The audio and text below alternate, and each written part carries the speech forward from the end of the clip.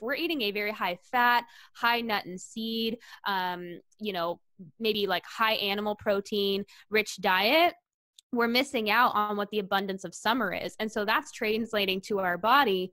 Hey, we're in winter time. We need to conserve energy. We need to store up fat because we don't know when our next meal is going to be. And so eating these winter type foods that would be available in the winter, actually translate to our body like, hey, it's winter.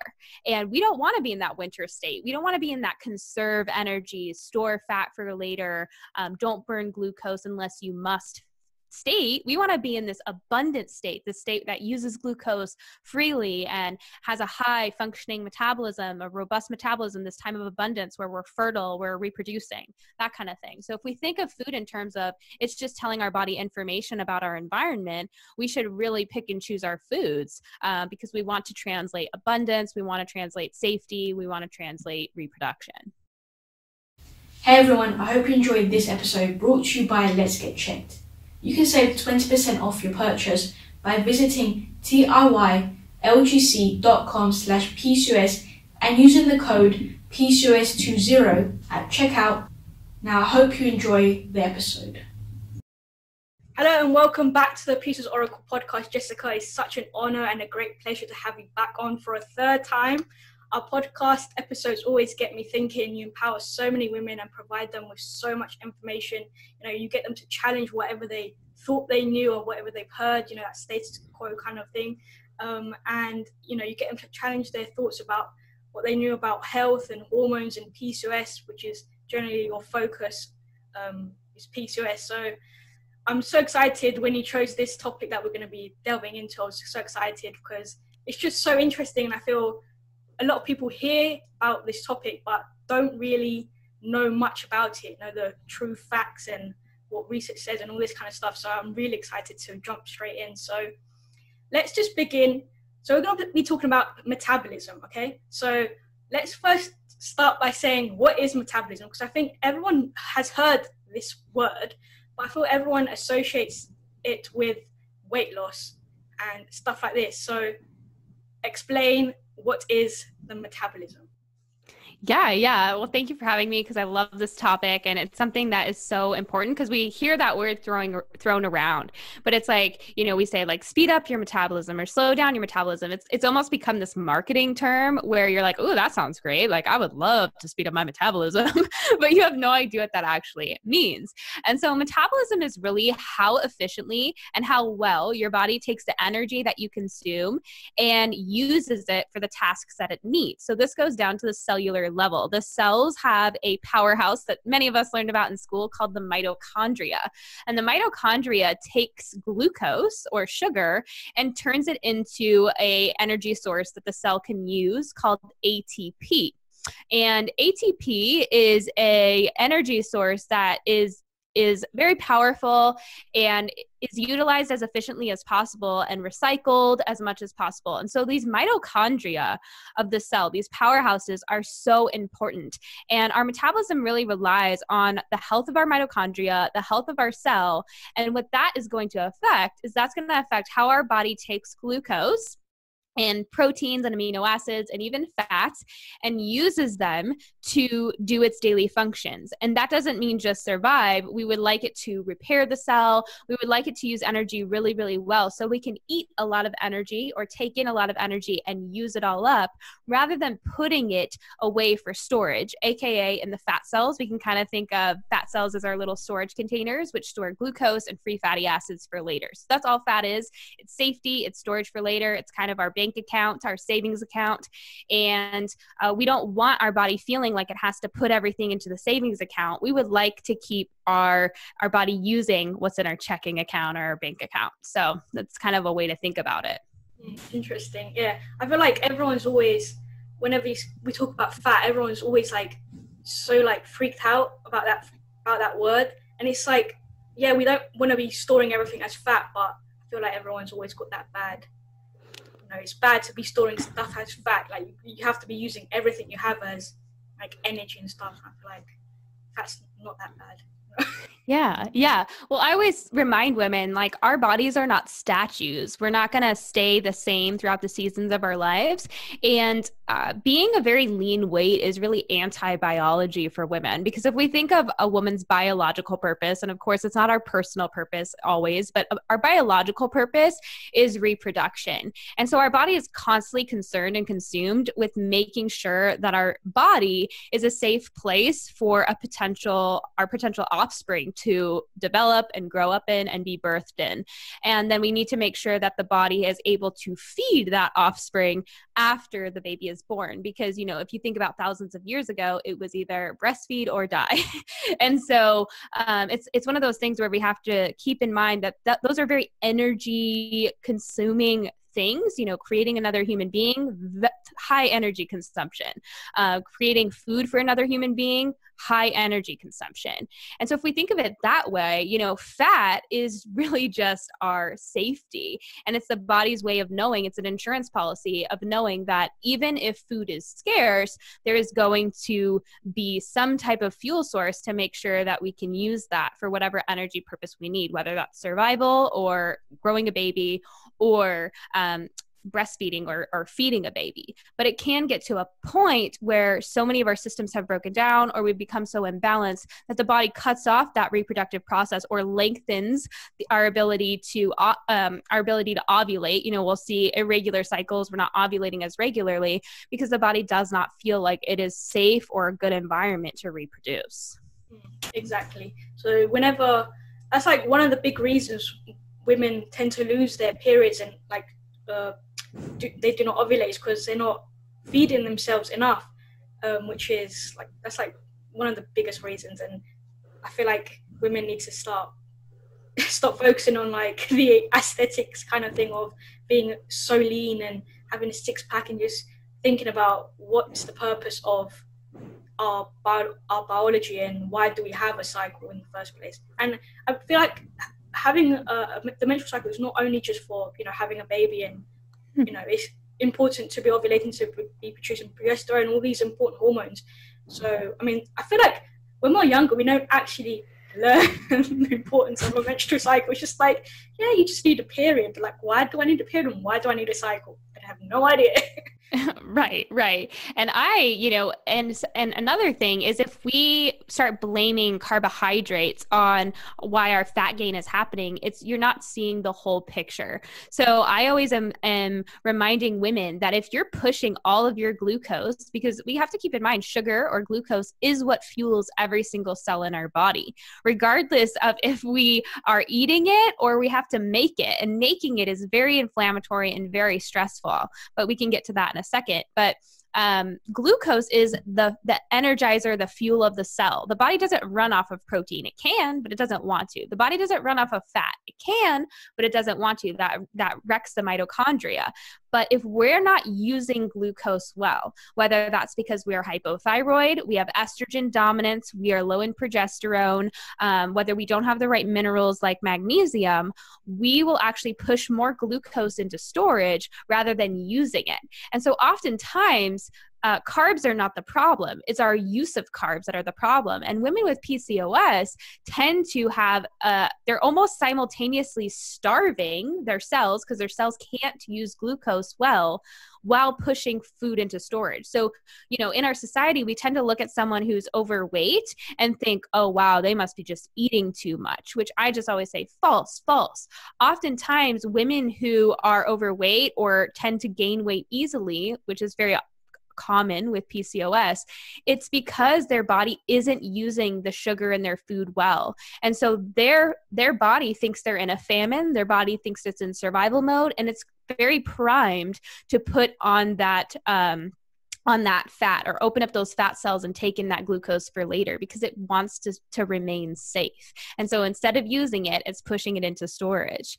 And that is where, instead of blaming the carbs and restricting the carbs, the goal is to help a woman's cells use glucose better, help get those cells in a better environment, a more safe environment. And then they're going to use glucose better, and they're going to see fat loss occur, and they're also going to see muscle growth occur, which is going to help with further fat loss and better metabolism overall. So that's the difference between a healthy metabolism and a PCOS metabolism is that women with PCOS, they're more into that starving mode, rather than like use their metabolism really running optimally or the way it should be compared to a healthy person. Yes, yes. And that is true for, they say there's 4 different types of PCOS. This is true for both the person who is insulin resistant and maybe overweight. Insulin resistance just means that your body is not responding to the hormone insulin that allows glucose into the cell. And usually that's occurring because there's too many free fatty acids in the blood, which is damaging the mitochondria. So the mitochondria is burning fat to make ATP, but this is an inflammatory process because it creates lactic acid in the cell rather than carbon dioxide.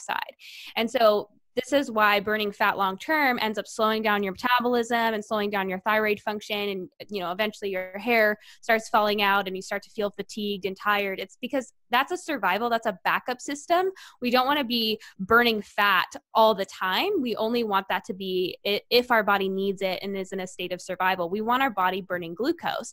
And so insulin resistance is simply your body burning fat instead of glucose, or not taking glucose into the cell very well. And so what happens is your blood sugar remains high, you see your insulin levels climb up, and then you're pushing a lot of that glucose into the fat cells. Whereas someone with lean PCOS is a similar thing is occurring. However, they are more of that hypoglycemic. So instead of having their blood sugar remain high because their body's not taking sugar into the cell, they're usually starved for sugar. They tend to need more carbohydrates. They tend to have a higher adrenal function. So they're pumping out things like adrenaline and cortisol, which is actually causing their blood sugar to remain low. And that can cause PCOS symptoms as well. So it's just 2 sides of the coin. Similar things are happening. The body is having a hard time regulating sugar and getting the fuel it needs, but it's being expressed differently on 2 types of people, if that makes sense. So like with people so obviously the keto diet, a lot of women follow the keto diet, and I guess isn't exactly the best approach then. No, because what it does is it causes a temporary relief from a problem that needs to be dealt with. So your body's already having a hard time burning glucose. It's already burning free fatty acids, which is the problem. That's what's making you insulin resistant. You can find this in hundreds and hundreds of research papers. But what ends up happening is, so then you absolutely take away all the glucose that you're consuming, or you reduce the amount of glucose that you're consuming. And oftentimes what happens is it causes adrenaline and cortisol to rise. So these stress hormones have a role. What they do is, think of it as like if you are running from an angry bear, or you're in a famine and there's no fruit available, it's the dead of winter, and you're only eating what's available to you, which is maybe like meat that you stored up and maybe some vegetables and root vegetables, maybe a few of those, but you're eating primarily what's available, which is not an abundance of honey and fruit. And so what happens is your body, when it comes to this kind of like these winter foods, it's going to go into those backup systems, which is burning fat that it stored up for fuel while you're in this kind of starvation mode or famine mode. And when that happens, it's not necessarily an optimal metabolism, but it will absolutely make you start to burn through your fat cells. But in the process, adrenaline and cortisol, those stress hormones, are elevated. And what can happen, because muscle is much more expensive than fat. Remember, to keep muscle on our body, that's a metabolically active tissue. And so our muscle requires a lot of fuel to stay on our body. So oftentimes when we're experiencing weight loss on a keto diet or a high-fat diet, we're losing a lot of muscle first, because that cortisol, that adrenaline, is breaking down our muscle tissue into those individual amino acids, sending it to the liver and going through a process called gluconeogenesis. And then the liver is taking those proteins and turning them into glucose, turning them into blood sugar to give the cells what it needs. So the liver then takes that sugar, releases it into the bloodstream, and the cells are now getting the glucose that they need. But that was a very long process, and a very hard and stressful process, very inflammatory process for the body to get what it needs. And so, the body tends to like to run on sugar and will do everything it can to do so. So many women who think they're on the keto diet and they're burning fat for fuel, their initial weight loss, sometimes that first 10 to 15 pounds is water. They're shedding tons and tons of minerals needed for thyroid health and adrenal health. And then they're actually burning through lots of vital muscle. And so I find that women come to me after they've been on the keto diet for a year, they've lost tons of muscle. They might have lost fat, so they feel a lot smaller, but they're kind of at that skinny fat stage. So now they have an excessive amount of body fat, they have a lot lower muscle, and they're actually not as metabolically healthy. They have lots of inflammation. Their gut is wrecked. Their digestive system is now wrecked from the stress. And they're very mineral deficient in things like potassium and sodium and magnesium and calcium, the minerals that they probably needed in the first place and what was preventing them from being able to use glucose properly. So that's a long explanation to say it actually gets you further in the hole. You might feel better for a little while. You might see a little weight loss for vanity reasons, but then you're going to be right back to where you started and less able to tolerate carbohydrates because now you really are insulin resistant. To be burning fat, you have to become resistant to glucose or resistant to insulin. And you can't burn glucose well when you're burning fat for fuel constantly. I feel like everyone, eventually people realize how all these diets don't really work after you spend a year on it, and then you're literally worse off, and then you're just like, well, that was a waste of time. I just feel a lot worse. But everyone just gets so excited that, this approach is gonna heal my PCOS. This approach is like, back following our ancestors that just ate, following this diet. It's just like, I feel like if you're restricting whole like a whole food group, like a whole macronutrient, it's not really number one, it's not really fun, and number two, it's just, back in the day everyone used to eat everything, like a well-rounded diet. So if you're just not eating a well-rounded diet, it's just like, well, clearly something is not good and you're nourishing your body. But yeah. Yeah. And if somebody wants to use the ancestral, argument to argue the keto diet, it's really interesting because, do you really think your ancestor would be like, oh, go you passed up that cheese, or like, oh, go you passed up that sweet potato, like how disciplined you are. It's like, they would be like, you're stupid, like they would eat that if that was available to them. And if we think about it in the terms of like eating seasonally, what we were eating in the summer season, and remember, spring and summer is the time of abundance. And so that would be the time when fruits are abundant, dairy is abundant, that the cattle are producing lots and lots of milk, and then they're turning that into butter and cheeses. They're able to have access to things like lots and lots of honey. So they were actually eating quite a high carb diet when possible, because that's what they craved. Would you ever try to forage on your hands and knees for a nut and a seed when you had a ripe piece of juicy fruit hanging in front of you? No, no one would do that.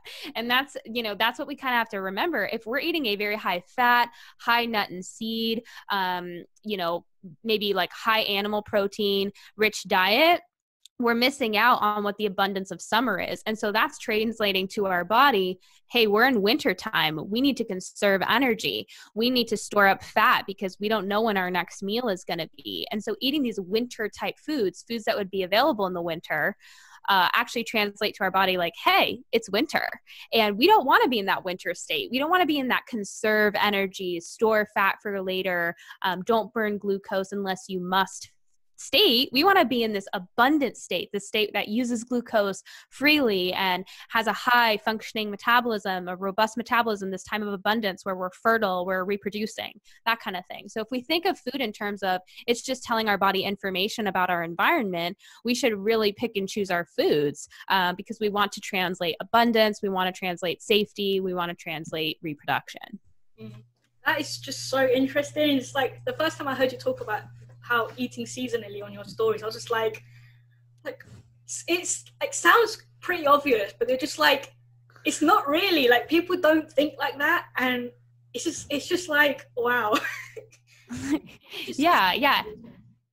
Yeah, and I would say like women with PCOS are kind of stuck in this state of winter. And I should take a little bit of a rewind and say, hormones are simply just chemical messengers. They're how our cells talk to one another. And so if we're in one state, let's say this winter conserved state, our hormones are going to be telling our other cells something very different than what's in this kind of abundance, like we're in a safety state. And so hormones simply shift based on our environment and what we have available to us. And so if we're trying to shift our hormones, we need to think of this. Like we have to think of, what do our cells need to think that they're safe, to have what they need, and shift that hormonal profile to this place of safety, this place of reproduction. And so women with PCOS are being told to eat a low carb diet. Many women are being told to eat tons and tons of fat, specifically from like nuts and seeds, and use oils and things like that. And they're being told to stay away from the very foods that are going to provide their body with the vital fuel that it needs. Things like root vegetables and squashes and fruits. And those are also mineral-rich foods that are going to provide their body vital potassium, which is going to allow their cells to respond to thyroid hormone a lot better, which is going to speed up their metabolism, speed up their ability to use glucose well. And that's going to show in their overall ability to build muscle, their ability to sleep at night, their ability to ovulate and make progesterone, and just simply keep fat off. So it's just really interesting that women are actually being told to remain in the state that I think should be quite the opposite. We need to be showing that the body there is abundance. We need to be getting light. We need to be getting carbs. We need to be getting enough protein. We need to, keep in mind the amounts of fats we're eating and the types of fats we're eating, which is the most important thing. The types of fat we eat determine how we burn sugar and how we burn glucose. Wow. So interesting. And like you said, like food is, information. So we need to be feeding our body what it needs to tell everything, the hormones and everything within the body, that we're safe and we're not in a state of starvation, and that we should be functioning optimally. So I feel like everybody needs to like shift that mindset and approach of like, I need to go low carb and follow keto and lose weight, and because all this stuff is just slowing down the metabolism, making you feel like you're not moving anywhere. You're just in the same place. Yeah, you almost are catering to the body that you have, rather than eating for the body that you want or the body that you're trying to get to. So if you cater to the body that you have and you say like, oh, well, my body is burning sugar bad, so I'm just not going to eat sugar, that's just keeping you in a place. It might make you feel better for a little bit, but it's going to keep you in a specific place. Whereas if you actually do the healing work and provide your body with those building blocks that it needs to burn glucose better, get yourself eating the right types of sugar so that your body can utilize glucose better, get yourself eating the right types of protein, the right types of fats, the right type of diet in a whole as a whole, then you are going to see your body actually shift and your metabolism shift. It's kind of like they say, there's that saying, like the definition of insanity is doing the same thing and expecting different results. And it's like, your body's already burning glucose poorly and burning free fatty acids. Stop catering to that. Let's actually get you out of that state so you can finally see a complete change in your hormonal profile and a complete change in your state of being. Interesting. So the factors that suppress the metabolism are eating the wrong types of fats, like really poor oils, like not eating seasonally, not eating carbs. Is there anything else that we could mention, or recap? Yeah, and I want to expand on the fats because I think it can be confusing. You're like, wait, nuts and seeds are bad for me, and it's like, I don't want to say that those foods are bad, but we have to think of nuts and seeds in terms of what their function is. In the spring these plants will grow, flowers will bloom, and then in the summer they dry up and die and kind of fall to the ground. So by fall and winter, they're completely being shed.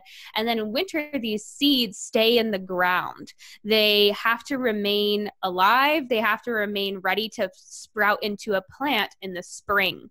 And so their fat profile is meant to handle the hard, cold winter, and not the summer heat, the summer sun.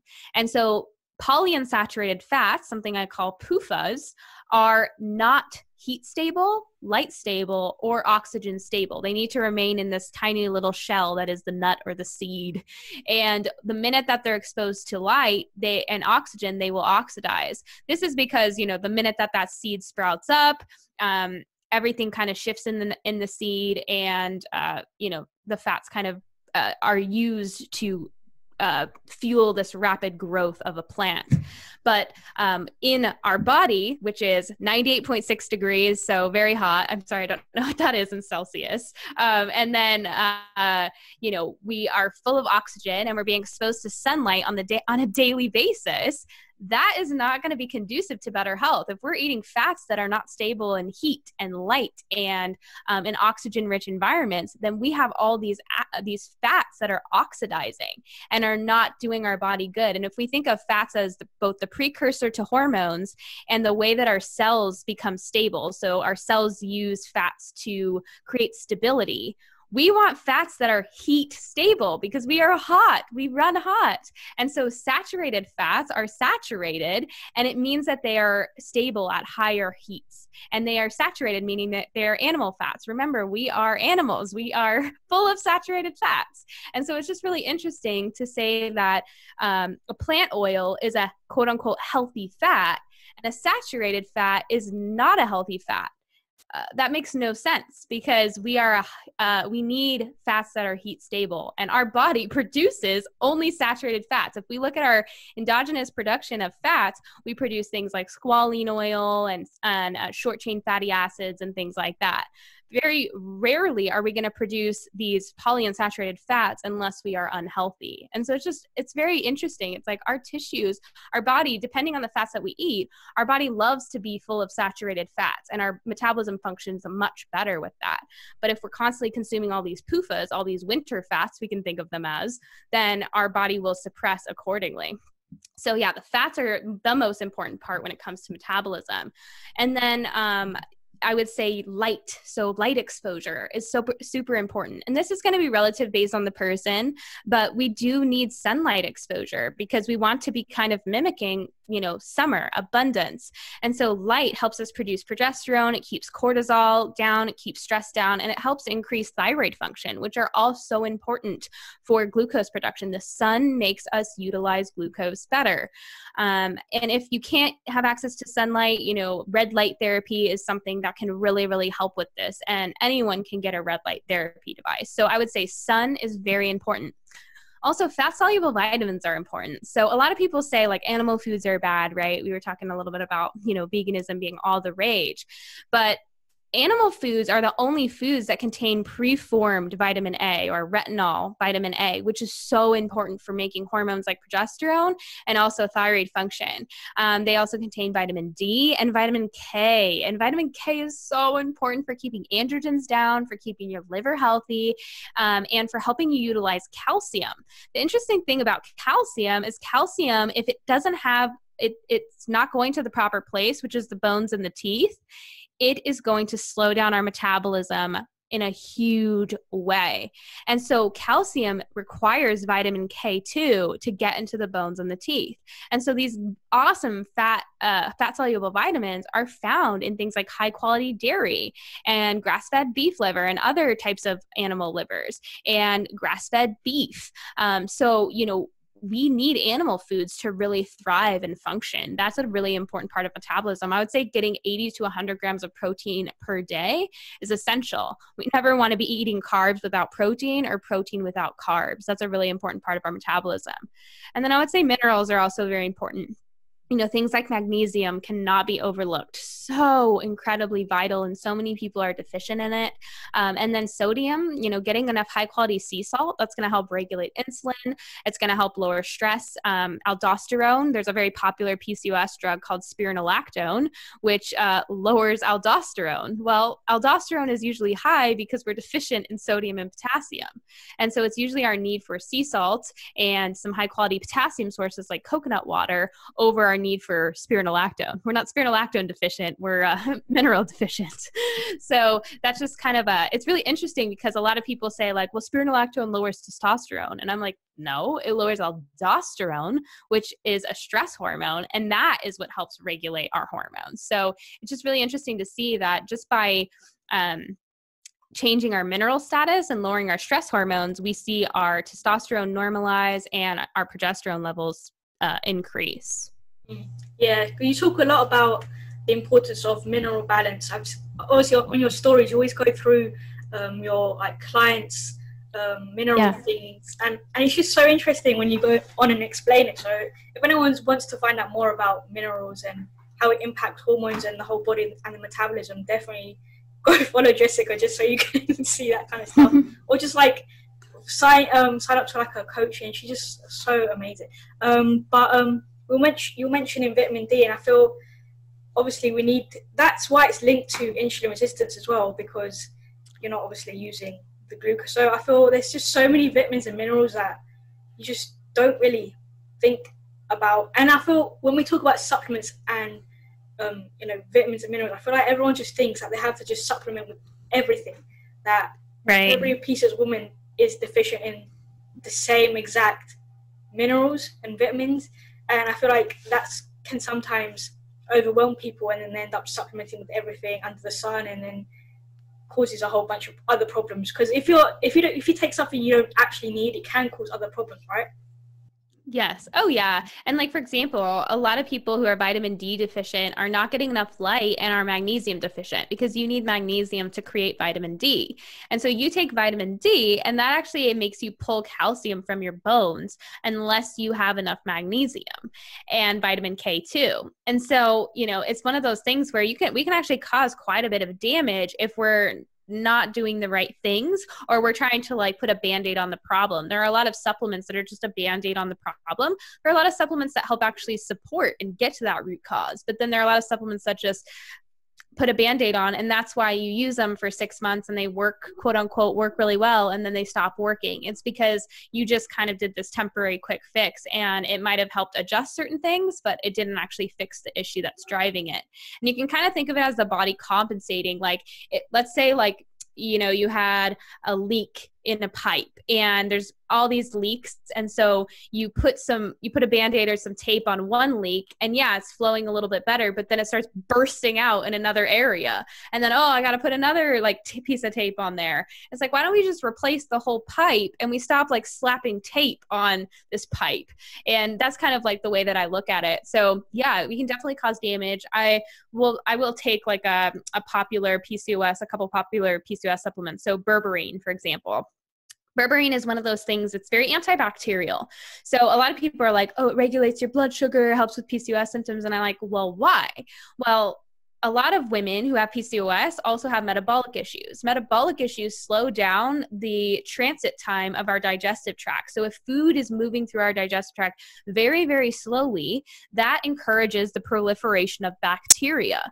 Bacteria creates a toxin called endotoxin, or lipopolysaccharides. These lipopolysaccharides burden the liver and get into the bloodstream and cause insulin resistance. And so the berberine is helping kill the bacteria or suppress some of the bacteria. Is the problem the bacteria?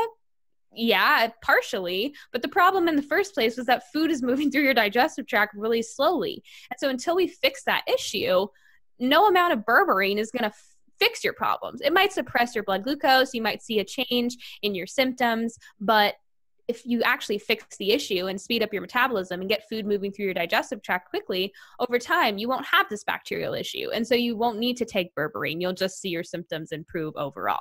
So that's just kind of a way of explaining that it's really look at the whole picture. Yeah, a supplement may help you get your symptoms down, but is it actually fixing the issue, or what was driving that issue in the first place? Wow, interesting.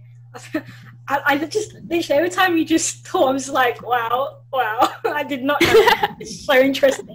Everything because you can read all this stuff online, and you just always challenge why is this happening? Why is it helping? It's not just okay, it's helping, but delve to the root cause. Let's stop you taking supplements, like, let's say. But yeah, wow, it's so interesting. So is there anything else that we should touch on with regards to what people thought they knew about eating a certain way or a certain food that's actually impacting their metabolism, slowing down their digestive system?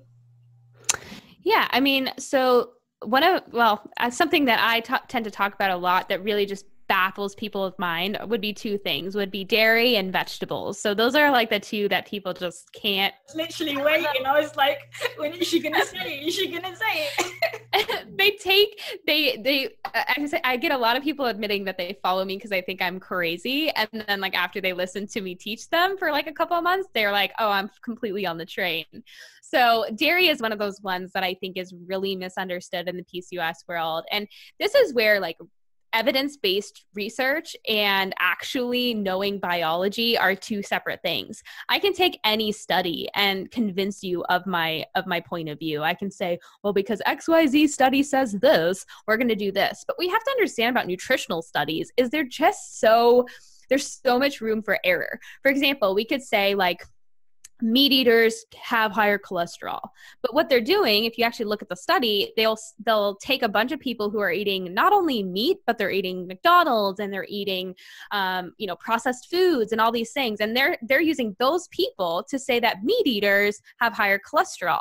Well, it can't be the junk food they're eating, right? It can't be all of the crappy lifestyle, the smoking that they're doing. They're smoking cigarettes every day. Like we can go down the line, but they're saying like, oh, nope, it's the meat. And so nutritional studies are very flawed. They are not controlled at all. And so many of those studies that people are saying, well, XYZ study says this, I'm like, false. Like it's so easy to manipulate a nutritional study because there are so many variables. How stressed is that person? How much exercise are they doing? How many calories are they eating? What are they eating as a majority of their diet? Like I can go down the line. Is it organic? Is it conventional? There's so many factors. And so when it comes to dairy, that's one of those things in the PCOS world that so many people just regurgitate. It's like this really sick game of telephone. It's like dairy-free is better for PCOS. And I have so many people coming to me and they're saying, well, I have PCOS. I can't eat dairy. And I'm like, who told you can't eat dairy? And they're like, well, dairy is bad for PCOS. And I'm like, this is how bad this has gotten. People have convince people to give up something, a traditional food that has been eaten for thousands of years, like cheese or milk, and replace it with a food that is made in a lab, developed in a lab, and processed in a factory, a food that's full of additives, a food that is possibly affecting them in a negative way, and is devoid of the nutrients that they need, like vitamin A and vitamin D and vitamin K. Those are nutrients that actually help us heal our hormones and get us to where we want to go. And we are cutting that out and replacing it with a horrible, horrible modern alternative that no one has eaten for more than 20 years. And a lot of people could probably remember that, like the soy milk craze, like in the 90s and the early 2000s, everyone was like, soy milk is so much better for you. And then like now it's known like, oh, it gives you goiters and it wrecks your thyroid, and it's like kind of the same thing with all these non-dairy alternatives. We've got oat milk, we've got almond milk, we've got cashew milk, we've got hemp milk, we've got all these milks. And I'm like, but if you look at the actual biology of that food, like we talked about, you're taking a seed or a nut, which is a winter food, you're blending it in water, you're adding additives to it, and you're acting like that's milk. That's not milk. Milk has protein. Milk has saturated fat. Milk has vitamins A, D, and K. Milk has iodine and selenium and zinc in it. Milk has minerals. So, why are we comparing them as if they're two equal foods? Many people who think that their issues are expressed by dairy often have underlying imbalances that are driving their inability to digest dairy or tolerate dairy. It's the same thing with carbs. It's, we need progesterone to be able to make lactase, which helps us break down that sugar in milk called lactose. We need good thyroid function. We need a digestive tract that's clear of bacteria in the small intestine. And like I said before, if food's moving very slowly through the small intestine, there's going to be bacterial overgrowth there. And so all those factors can affect our ability to digest dairy, and that could be expressed in something like, for example, acne. And so we blame the acne on the dairy, when in reality, it's an imbalance within the body. Taking away the dairy doesn't fix the issue. Yeah, the dairy is maybe not irritating the issue, but the issue is still there. It's just not being expressed. We have to fix the issue. And with so many of my clients, once we actually get all the irritating foods out of their diet, they can digest dairy no problem. And this actually includes vegetables. I have a very strong stance with vegetables because vegetables are all the craze right now. It's all about, fill your plate with all these colors and eat excessive amounts of fibrous material. And it's like, do you really think that your ancestor was going to choose, a bunch of kale over a steak? What would you rather eat before a long run or a really hard workout or a day out in the sun? What's going to actually nourish you? What's actually going to provide you with energy? And if we think about it that way, we would be like, oh, well, it would be the steak, obviously. And we also have to think of our bodies absorb things like proteins and sugars. Our body does not absorb cellulose or fiber. And so our body actually has to let the bacteria in our colon eat the cellulose and the fiber in those fibrous foods. And so if we are already imbalanced and we have an imbalance of bacteria, we're actually feeding the problem. And then on top of it, we take a body that's already hurting for energy, right? It needs energy, it needs carbohydrates, it needs protein, it needs them to be easily assimilated, easily digested, and easily absorbed. And we give it let's say a large kale salad. Our body has to do a lot of work, take a lot of energy to break that down for very little return. I mean, a few kale leaves is going to provide you maybe a couple of calories, doesn't provide you much protein, doesn't provide you much glucose or carbohydrates. And so here you are, you expended all this energy digesting. Digestion is a very energy intensive job, and you got very little in return. And so your body's still hurting for energy at the end of it. And so oftentimes just, vegetables can be really irritating for an already irritated gut. So some people do better when they just don't eat as many vegetables or really keep in mind the digestibility of their vegetables. So when they're doing greens, just doing a little bit and cooking them down really well, not doing excessive amounts of raw greens. Cruciferous vegetables are a big one. Everyone pushes cruciferous vegetables because, oh my gosh, they help you detox estrogen. They help you detox estrogen. But wait a minute. They also suppress thyroid function, and we need a good thyroid function to detox estrogen. So wait a minute. And so many people have a slow metabolism already that's impairing their ability to detox estrogen, and no amount of cruciferous vegetables is going to fix that problem. Cruciferous vegetables may actually add to that problem and be an endocrine disruptor.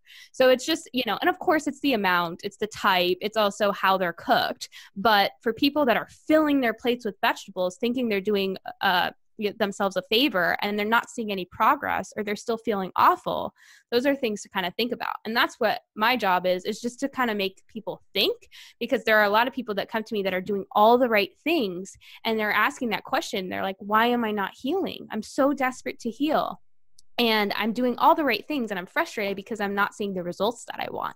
And this could be why. No one's looking at the actual biological purpose of certain foods. They're not having you eat for your biology. They're eating according to that research study. And that research study can't quite measure all of the different factors that go into making a metabolism work and to make your endocrine system run optimally. Interesting.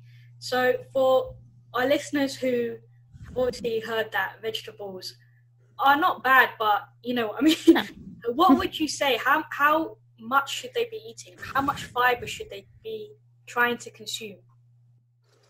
I think it's just really relative on the person. There are people who have such bad and irritated digestive tracts. They're constantly bloated. They feel like they're constipated constantly. They can't, the food's just kind of sitting there in their guts. And some of those people do well with no vegetables for a while. They really find that wow, if I don't eat a bunch of raw greens, I stop with the salads, I'm not eating a bunch of cauliflower and Brussels sprouts, I finally feel like I'm not going to pop like a balloon, So those are the types of, people that maybe would do well with a lot less if their digestive systems are already wrecked. But for people who tend to have good digestion and their thyroid function's good and everything's going great, then they can probably tolerate a lot more of those foods and feel fine.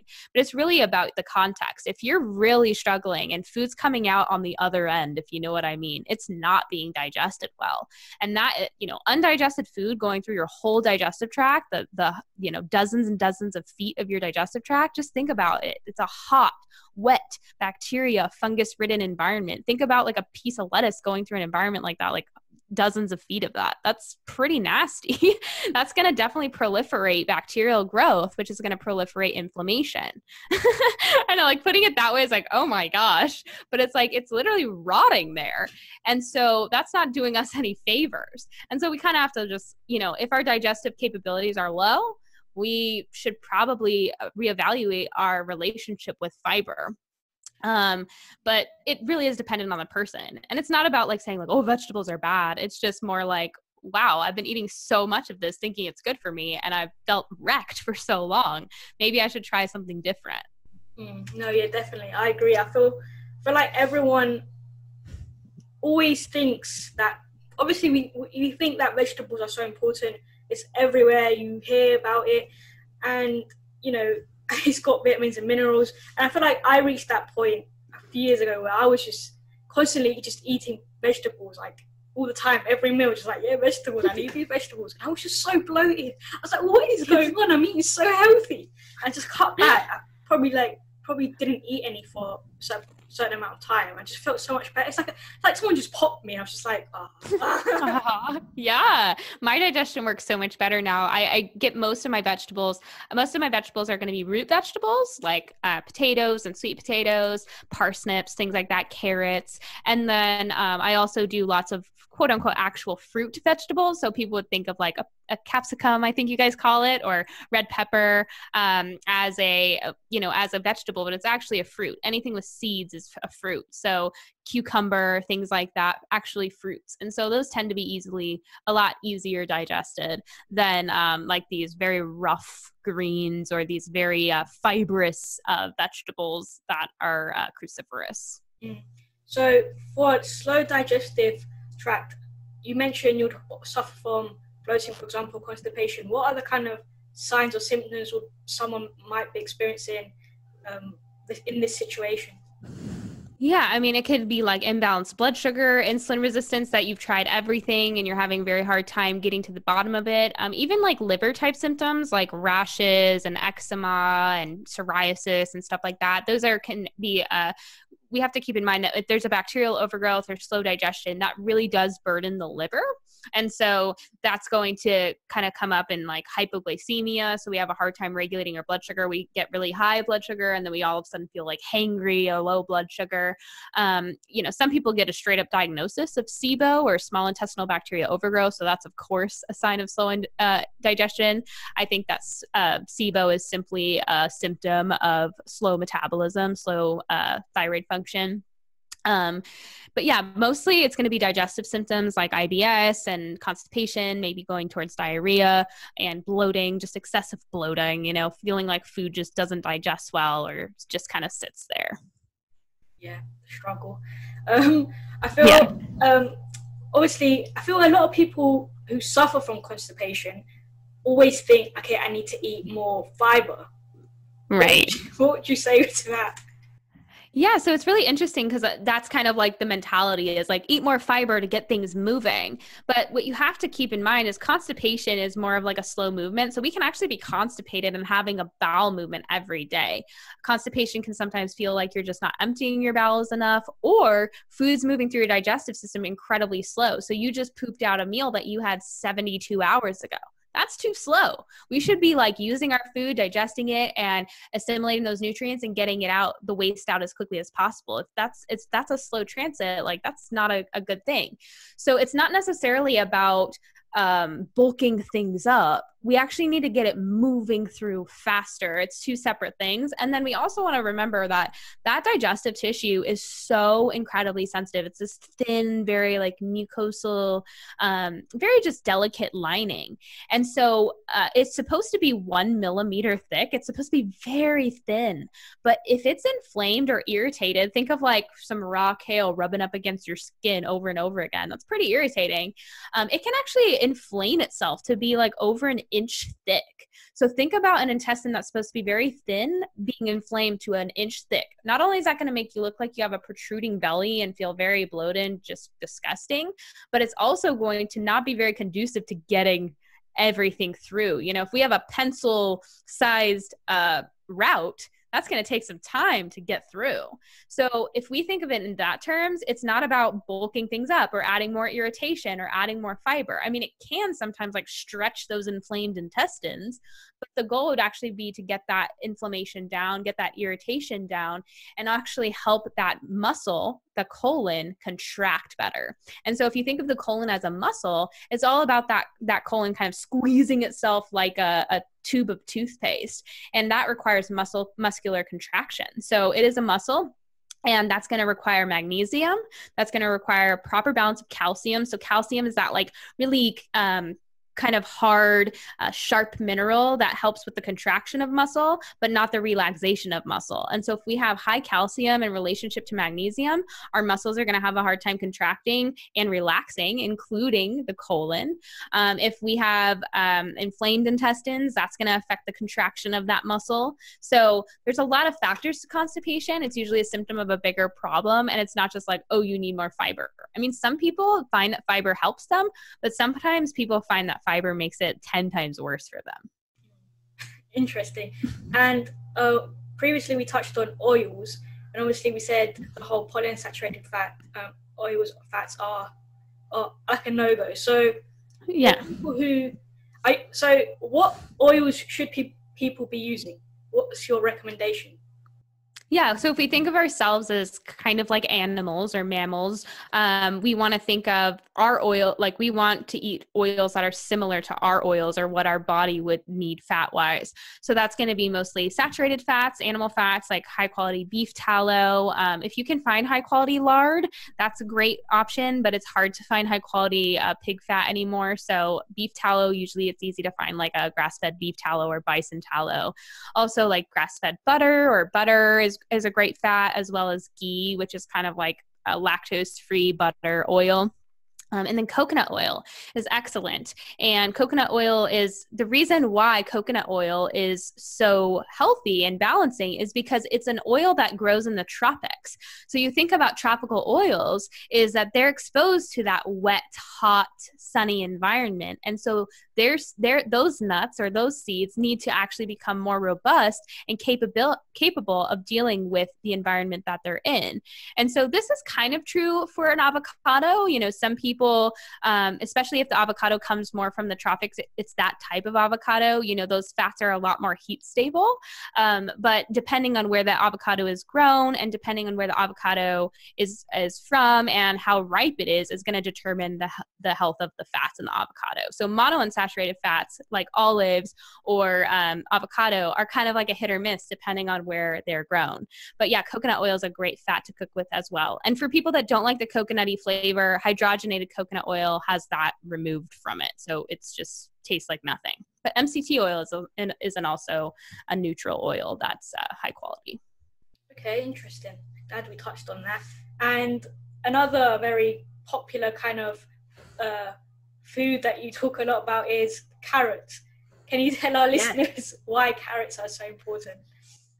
Yeah, so raw carrots, the raw carrot fiber is really interesting because we kind of touched on bacterial overgrowth and endotoxins.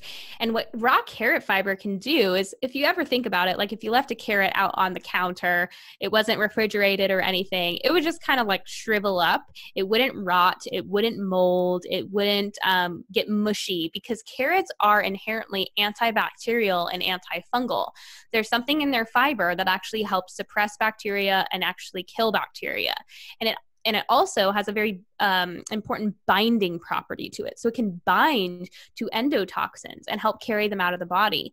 It also can bind to estrogen and help carry it out of the body. So once your body has used estrogen, gotten it out of the liver via bile, put it into the gallbladder, and then the gallbladder has dumped that bile into our digestive system, we need to make sure estrogen is getting out.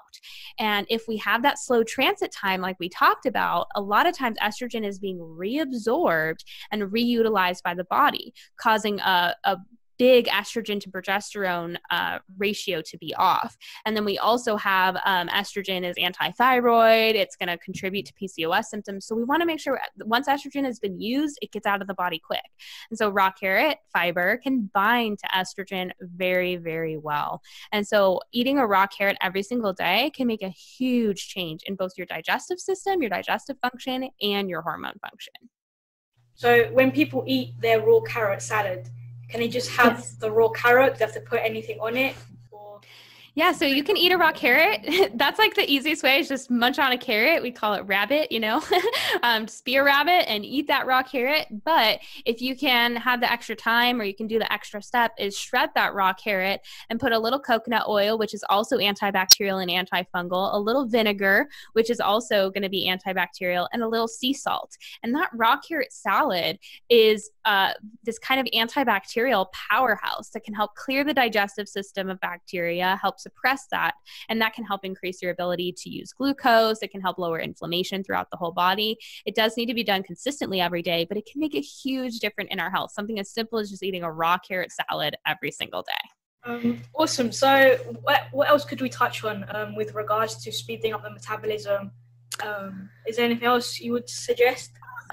I mean, I feel like we've gone over everything. I guess I could give like 5 tips to get started for healing, starting to work on metabolic function. And then, of course, if somebody wants to head over to my page, I have lots of information on that for them to dive deeper. I talk about this stuff all the time. But I would say, the top 5 things that we should be doing to suppress our stress hormones and get our metabolism function again is, I would say the most important thing is eating within 30 minutes of waking up, or at least an hour. But if we can eat right when we wake up, what we're doing is we're setting our metabolism for the whole day. So we're suppressing those stress hormones right away, and we're giving our body the fuel it needs to start doing all the jobs that it needs to do. Going a long time without eating or working out before we eat, it's horrible. We're living in this deficit. And so we need to stop that stress response and get food in right away. And if you're not hungry in the morning, that means you need that the most, because if you're not hungry, you're already eating your muscle tissue using stress hormones. So usually that habit will get your appetite up. And appetite is a wonderful thing. Appetite is a gauge of how our bodies are working and functioning.